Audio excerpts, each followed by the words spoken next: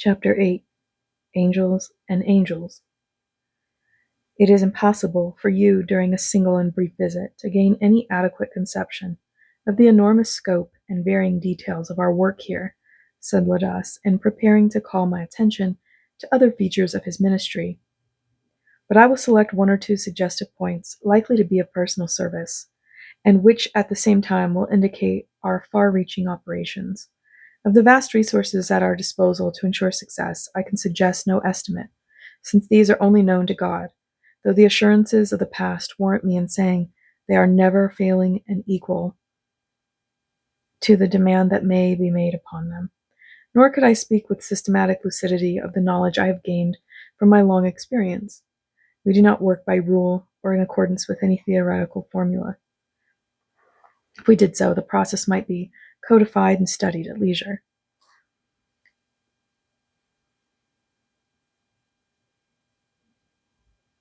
But while we recognize the fact that sin proceeds upon certain clear and well-defined lines, in ministering to the soul diseased, we study each case with critical caution for a new development, rather than for purposes of classification. God never aggregates, but always individualizes.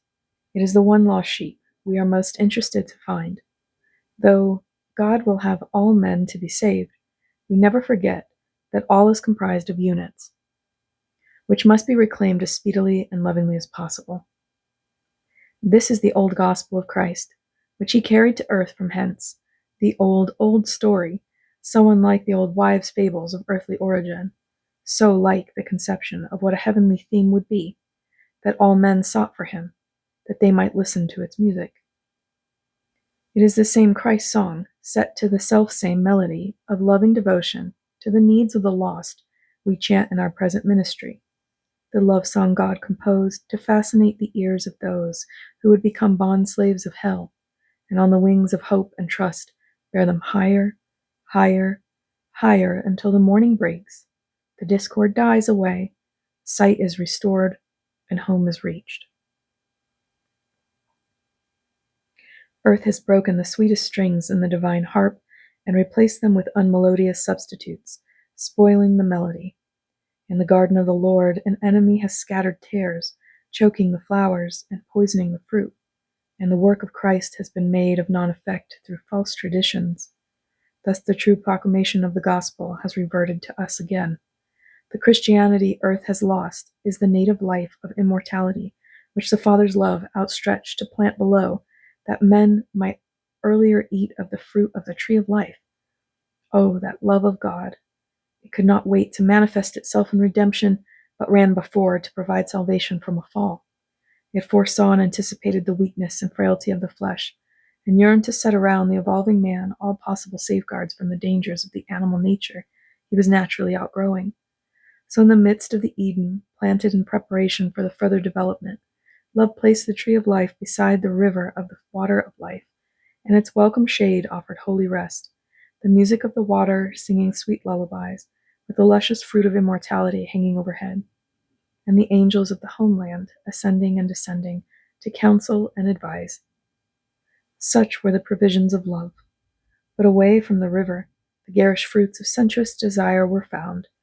The animal instincts prevailed. The habits and tastes of the swine trough were stronger than the feeble restraint of a newly born morality. The new man fell under the domination of the old brute, and the spiritual prospect became obscured. The teachers of earth have fostered the idea that the tree of life has ceased to exist, as if the eternal love of God had petulantly changed to hatred on account of the frailty of man. How impossible! The tree of life yet stands in the midst of the paradise of God, and its leaves are everlastingly for the healing of the nations. The fruit of the tree that you will find in every sphere and region of this life, and the ministry and potency of its forms and full employment of all whom you will meet. Nothing has changed. The fruit, the life, the music, the love, the angels remain from everlasting to everlasting, and the Father so loves that he will still consummate his eternal purpose, and nothing can be lost. I say the proclamation of the real gospel of Christ has practically been left to us now, and perceiving that you are anxious to take an active part in this revived ministry, I think I can serve your purpose best by directing attention to a peculiar danger which lies in the way of the reopening of communication between ourselves and the earth. I shall be profoundly grateful for any advice you can give me in that direction, I replied. Not that I know whether my hope will be realized, but I would like to be well equipped if I should be so honored. The irresistible power of the gospel as preached by Christ lies in its harmony with natural law, which found its full interpretation in the life he lived. God was in and working through him to reconcile the world to righteousness and the evolution of the spiritual from the natural. The restless activity of life in Jesus reached out towards the Christ, always using its present attainments as a platform from which to reach to still higher possibilities. Modern Christianity has departed from this primitive routine, forsaken the personal demonstration of the Christ life, and in its stead established a human theory concerning that life, outlined and prescribed by the fathers of the later Christianity and council assembled. This man-invented form of godliness lacks the Christ power to control the lives of men, and religion has become a dry and withered branch. Still, neither the unfaithfulness of men nor the corrupting influences of sin have frustrated the purpose of God. Angels are now reordained to the ministry, who, knowing and understanding the working of the law, will use it and thereby bring the world to Christ. But in connection with this ministry, even there is one danger we must watchfully guard against. Surely it's not possible for the ministry of angels to fail in its purpose. Quite. It is for this reason I wish to be very careful to make you understand what I desire to show you. There are angels and angels. Freedom to return to earth is open to all alike, and the minds of men are far more in sympathy with those who are in the earth conditions than those who are above them. This constitutes the danger I wish you very clearly to recognize. The souls who feel the first attraction to return, and are more generally welcomed, are those who know nothing at all of real spiritual life and government. But they speak and air their ignorance in a confusion of tongues and teachings worse than that of Babel. What, then, is to be done? The victory has to be wrestled from their grasp. Men are now learning to appeal to reason rather than place a blind trust in authority, and an invasion of earth is being arranged, as perhaps you are aware, by those who are competent to set forth the whole law of God and make the truth clearly manifest. Lidas, while thus preparing me for what was to come, had dispatched and received several messages, after which he explained, I am making inquiries as to where I can find a better illustration of this difficulty. I would neither exaggerate nor mitigate the matter, but am anxious to show you a fairly representative case and allow you to draw your own conclusions. Such an opportunity is now open. Come and watch what I mean for yourself. As he finished speaking, we had arrived within the spacious drawing room of a prosperous city tradesman, where some dozen persons were assembled to take part in a spiritualistic seance. Of the number, 2 were clergymen. One, Mr. Newman, was somewhat uncertain as to the legality of the proposed proceedings, but the other, Mr. Oldfield, assured him that he would find it more amusing than serious and free from any objection. Anthony Marin, as the president of the local spiritualist association, had been invited to meet the clergymen, with the possible hope of securing a new and very desirable convert. The rest of the company comprised Arthur Settle, the host, his wife, daughter, and friends, who were all enthusiastically curious to know what would happen. The medium, the half-uncanny center of hope and uncertainty, was Madame Hansbrock, a popular society clairvoyant who had found a husband to be somewhat inconvenient, and arranged to make him an allowance in consideration of his not troubling her. There were no children and little difficulty about coming to an arrangement, so Madame left her home for a far more fashionable occasion, and all went well. She had a retaining fee of 3 guineas a week from Mr. Settle for business consultations, and the present séance was a special engagement, for which an additional payment had to be fixed. These details are necessary to indicate the underlying spirit and motives which gave background to the whole proceedings. Someone will inquire how I learned these details. It is a pertinent question, and the answer to it throws a flood of light upon what afterwards took place. Every mind in the room was open to our inspection as an elementary class book. We could read what we would, turning page after page and searching at our discretion into the secret and unguarded archives of the past. Where lay any amount of material for the manipulation of the 2 spiritual attendants already waiting upon Madame Hansbrock. Just one word here as to whether we have any right to take advantage of knowledge thus placed at our disposal, and I assert that we have every right to read all we wish to read therefrom, since this is our natural source of all genuine information concerning individuals. All judgments on the spirit side of life and all decisions are based upon and determined by records written upon the soul. I would call to mind how frequently I previously pointed this out. As an instance, in our recent conversation, Ladas referred to my wish to take part in the mission to Earth, which he had read from my mind, as I have just read what was written upon those around me. What is not right is to make use of the information so gained for purposes of deception, as is too often done by mischievous and unreliable intermediaries. Did you ever try planchette, Miss Arbon? Arbon asked Miss Settle during the 15 minutes Madame always allowed for her sitters to establish the necessary harmonious condition for the séance. No, never. Oh, but you should. It is the jolliest fun you can possibly conceive. I have had my planchette properly dedicated. What is that, if I may be allowed to inquire? Asked Mr. Newman. I scarcely know how to describe it. It is a kind of setting it apart for the use of a particular spirit to prevent others using it who are not known. Is planchette really any good? Asked her lady friend. It's just delightful. You can ask all you wish about anyone, and it will tell you. But can you rely upon it being truthful? Well, perhaps not always, but I think it is right more frequently than people admit. Do you know, said Mr. Newman to his clerical brother, my conscience does not quite agree with this intrusion upon the realm of the sacred dead. Because it's new ground, my dear sir. New ground, and one naturally treads it with diffidence. Wait a while, and you will lose all your doubts in a wonderland Alice would never had a chance to enter. You will commence with prayers, of course. Oh dear, no. If there was anything churchy about it, I should give it up at once, replied Miss Settle with petulant defiantness. But, my dear young lady, do you consider the solemnity of the occasion? No, I do not. Society does not go in for solemnities. I think it is time you clergymen consented to confine religion to church and allowed us to enjoy our amusements without interference.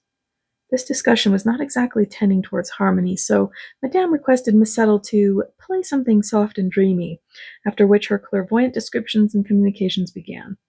I am, however, more interested to record what I saw than what was said just now. The various spiritual atmosphere had by this time blended, and formed a photosphere enveloping the entire company, on the outside of which we remained undiscovered. The quality of the aura representing its true spiritual tone may be described as a compound of curiosity, amusement, and doubt. There was no sign of aspiration or spiritual desire from beginning to end of the performance. Clairvoyance is a somewhat misleading term to apply to the range of phenomena usually covered by this name, since only a small percentage comes within the scope of vision, and by far the larger portion are perceived, and the perception is more due to spiritual affinity than any particular sense. It was very definitely so in the readings Madame gave in this instance, all of which and many more were easily obtainable from the mental aura by which the group was enveloped, though I should be unjust to the medium to say that she was conscious of the fact. She received impressions from somewhere, which were interpreted with startling results to those whose eyes were unable to see the visions open to my observation. This information of men and things, so naturally given from sources conveyed by spirit friends, present, and Madame neither affirmed nor denied the explanation. To her, the gift she exercised was simply a means of gaining a lucrative livelihood, and the satisfaction so generally expressed meant increased business. The sitters were more than satisfied, so she had no reason to be otherwise. But astounding as her revelations were to begin with, there is no other phase in the whole range of psychic phenomena that so soon grows monotonous. The medium watched keenly for the first indication of this, when with a request for more dreamy music, she at once prepared for the second part of the entertainment. Here she was thrown into a hypnotic sleep by the action of one of her familiar attendants, a condition I watched for the first time with much interest. When she slept and the music ceased, I noticed her controlling genius make a suggestion, in reply to which the sleeper started and assured the character of a little mulatto girl known as Frisky. It was a curious combination of a half-coy, half-precocious child biting the corner of a handkerchief and shaking herself as she spoke. Good evening, all of you. She began with a playful childish lisp. "Good evening, Frisky," was the response chorus from all who knew the impersonation. "Well, and what have you to tell us, now you are here?" inquired Mr. Settle. "Oh, I has to tell you that a lady will call to see you at the shop tomorrow." "Do you know her name?" "Yes, but I must not tell you." "Well, what can you tell me about her?" "She's got a lot of money, and if you is very, very, very patient with her, she will buy a lot of nice things." "Who tells you this?" "Joey says I must tell you."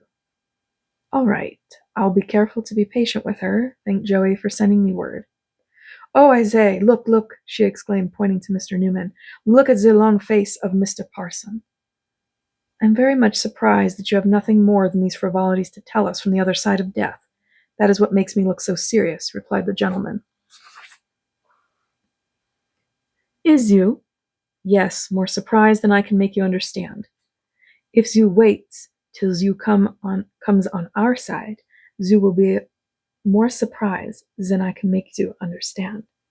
"I can readily believe that, but can you not tell us something about it?" "No, Frisky never speaks of such things, Mr. Newman, and we don't care for anything creepy, I can assure you." "It will be time enough to think about that when we get there, won't it, Frisky?" intervened Miss Settle. "Yes, quite. I want to make you happy." "Then tell me, do you know anything about last Wednesday night when I was in my room?" the same lady inquired. "When you went to bed?" "Yes. Who pulled my hair?" "I did." As you should know I was there." "Well, it was very good of you. Will you do it again?" "Some done, but I must go now." My first lesson regarding the value and effect of spiritual affinities was over. Contributing a fund of useful knowledge I was not likely to forget. "Do you now grasp my meaning as to the danger which lies before us?" asked Ladas, as we turned from the chosen scene of the husks when a banquet of angel food had been possible. "Yes, I think I understand you now. It is the working out of the principle referred to by Christ when he said, 'Every one that asketh receiveth, and every man receives just what he asks for, finds just what he seeks.' I see it now as I never saw it before, and shall not forget it. But you also said that the danger may and must be averted. It will be so.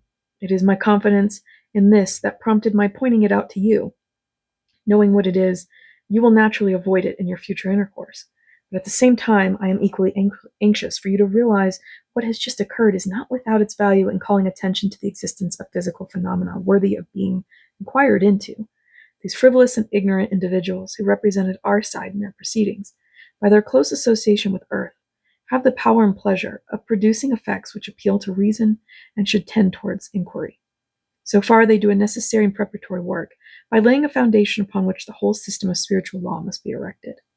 What has to be done is to mind the inquiry does not stop at this point, and the possibilities be cut short at the stage of amusement, curiosity, or an application toward unreliable fortune telling. Here lies the true danger to which I would direct your attention. And how do you propose to avert it? Myanin would be a far better authority for you to consult on that point, since he is one of the leaders in the new forward movement to that end. I may, however, indicate one direction it must take. You notice that the emanations, spiritual, mental, and moral, of all the present, blended to form an attraction for such spirits as were the exact counterpart of the aggregation? Yes, I very carefully noticed that. The preponderating influence in all seances is contributed by the person through whom the communications pass. The two who have just been dominating the mind and body of Madame form a stronger and closer connection with her at every such gathering.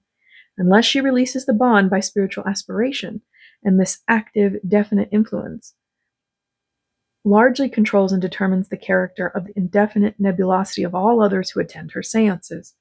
In the new crusade, therefore, the first essential is to find men and women whose moral and spiritual natures will reach high and find ministering angels among who are free from all earth attractions and alike competent and honest to speak of life as it really is and may be. But I must now show you another illustration of a very different kind. You have seen how the frivolous and careless are attracted to each other. You must also see how the malevolent gain their ascendancy.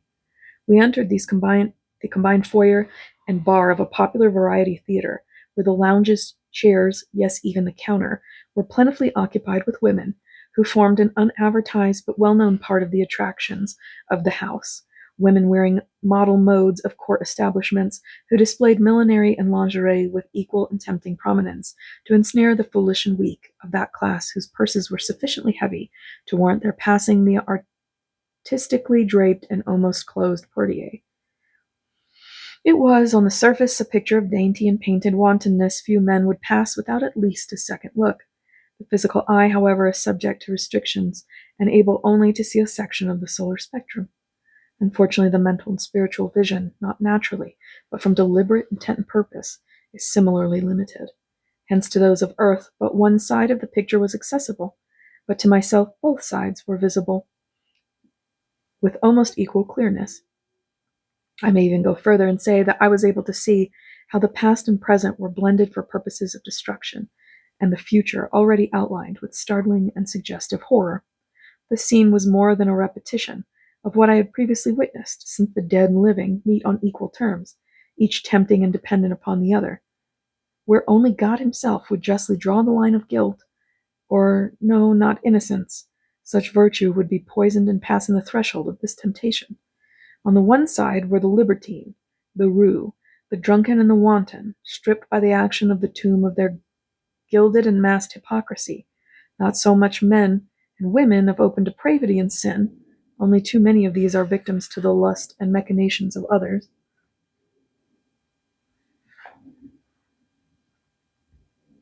but those who passed over the stage of earth life, socially enameled and painted to conceal their moral corruption and pollution. Such had now found their true level and fought with righteous frenzy to free themselves from the disgusting bondage of tyrannous sensuality, or take a wild but useless revenge by immuring others. On the earth side were men who drank, flirted, and plotted to accomplish a downfall, or with brainless perfidy hilariously bearded the tempter in his lair. Women who so far had only fallen to the extent of the alluring excitement of the temptation, suggestion, and moral atmosphere the place provided. Young men who had been innocently decoyed by intriguers anxious to gain some nefarious ascendancy. But why need I go on still further to enlarge? In a word, it was a place where the leash was slipped from hell at the daring taunt of earth to enter the lists of combat for the souls of men and women. Among the continual entrances and exits connected with this sensuous and gilded attraction, my attention was presently called to two young men, or I had perhaps better say to a man who was still young, accompanied by a youth. Neither carpet nor portiere permitted any sound to announce their coming, and I had seen a score pass in and out without attracting attention. But when these two entered, there was a momentary hush in the conversation, and with one impulse all eyes were turned upon them. A chill swept through the heated atmosphere, causing the women to draw their wraps a trifle closer, but the effect was over on the instant, and the laughter and talk went on. The eyes of earth saw not what I beheld. Heaven and hell were both conscious of it, but the veil of sin hung like a pall where sight was needed most. From the record on the soul of each, I read the antecedents of these two interesting men. The younger had just reached his majority and freedom from his father's condition, that he was to give implicit obedience to his mother till such a time, or lose the comfortable heritage bequeathed with a good business still capable of enlarging it. In thus controlling a lad of impulsive spirit and maternal task had been no sinecure, and almost before time had broken the restraint, he was anxious to be away and gratify his desire to know what London really was. He did grudgingly consent to accept a companion of his mother's choice, but it salved her anxiety, since for the father's sake she could confidently trust the lad to the chosen guardian. This desirable overseer of the lad's well-being was known as a careful and honorable man in his northern home, averse by natural temperament to excess and extravagance of every kind, which was further safeguarded by church connection. He was, as I say, not the lad's choice, but with mental reservation had been accepted to please the mother. Had she been able to read and see as I had power to do, she might have listened to the lad's first objection, and even let him go alone. Many men are ostensibly virtuous because temptation has not assailed them at the point of least resistance, and it was so with this trusted friend of the commission, who was discreet and abstinent abstimus, not so much from choice and principle, as penuriosness. When therefore all expenses were to be defrayed from another and well-filled purse, the qualities for which he had been selected vanished as a mirage, and the cicerone had tastes, desires, and foibles much the same as other men. Fortunately, the mother's greatest practical trust was not reposed in any arm of flesh. She had found more impregnable refuge and shelter in time of trouble, and by tearful prayers to the throne of grace, had thrown a zone of protection round the boy, able to resist even the unfaithfulness of his supposed guardian. True prayer, complete confidence that God can and will do that which is absolutely beyond ourselves, if we only faithfully seek it, has a long and powerful arm, and under the canopy of it is able to spread, all must be well with the lad. Here lay the secret of his disturbing entrance into the foyer. God had heard the prayer and given his angels charge concerning the object of that mother's solicitude. On either side of the youth, he was guarded by a messenger from a station higher than that of Omra, shining in the glory of their power to turn aside all the tempter's assaults. The mother would save her son against himself, but not being near at hand, she had left him with God, the God she loved and served, and God was faithful to perform the mother's righteous wish. But someone will remind me how often I have pointed out that higher ministers assume a garb of neutral gray when brought into contact with those in lower condition, and ask, why did these guardians of the youth not obey this law? I will explain. In all cases I have hitherto referred to, where this change has taken place, as in that of Ladas and myself on the present occasion, the visits had been made either to assist or make observations. The two were here present with this lad, to protect and preserve him with the temptations of lower agencies, to place him in opposition to, and enable him to rise superior to, whatever temptation might assail. He must be saved. His mother had left it to God, whose child she was, to see to it that it should be so, and her confidence was strong to carry it out to the desired effect. God would see to that. The two sat down on either side of a small table, and the waiter came for orders. "What will you take?" inquired the elder. "A small lemonade." "Won't you have something in it?" "You know I won't." "I think I will. Give me just the least dash of brandy in mine." The waiter retired to execute the order, and at the same moment one of the greedy, thirsty, tempting souls approached, driven to reckless frenzy by his maddening inability to drink from the glasses he had hitherto tried to raise to his lips. He was even quicker than I to read that the guardian had relaxed his usual grip upon himself, and, flushed with the possible chance of conquest, grew daring in his approach. The defenders of the youth closed around him and invited our cooperation. "You are not an abstainer when in London, then," remarked the ward. "I am never bigoted in my ideas, but tonight I feel a little run down and need a pick-me-up. I should think it is 10 years since I tasted anything before." "Then I should not taste it now." "I think you would if you felt as I do. In fact, I don't believe a drop would do you any harm now." "What would my mother think if she heard your advice? Would she believe her ears?" "Your mother would have every confidence in my discretion, Artie. The journey and hurry to get here, together with all the bustle and excitement, have been almost too much for me. Then again," he added, holding up the just-delivered glass, "see what they have given me scarcely colors the lemonade. It is only just enough to do one any good. Here's to a jolly week in town." As he raised the glass to his lips, that earthbound soul literally threw himself upon his victim, and while he drank there was a brief but fearful contest for victory. The glass was emptied and set down with an action of contempt at the paltry and childish draught.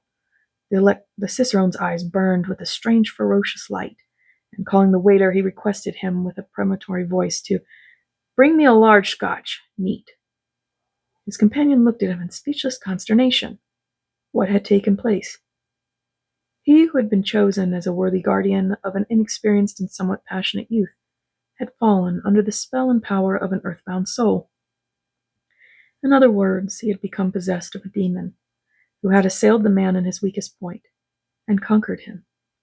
He had deliberately walked into the stronghold of temptation, laid all arms of principle aside, held by a bare reed of character to support him in leaning over the precipice of gratification, and had toppled to ruin.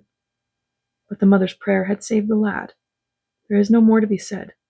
I had taken my second lesson, and learned from experience the strength lent to sin by association. Had not Christ the fearful consequences of this in mind, when in his exemplary prayer he found room for the petition, "Lead us not into temptation"?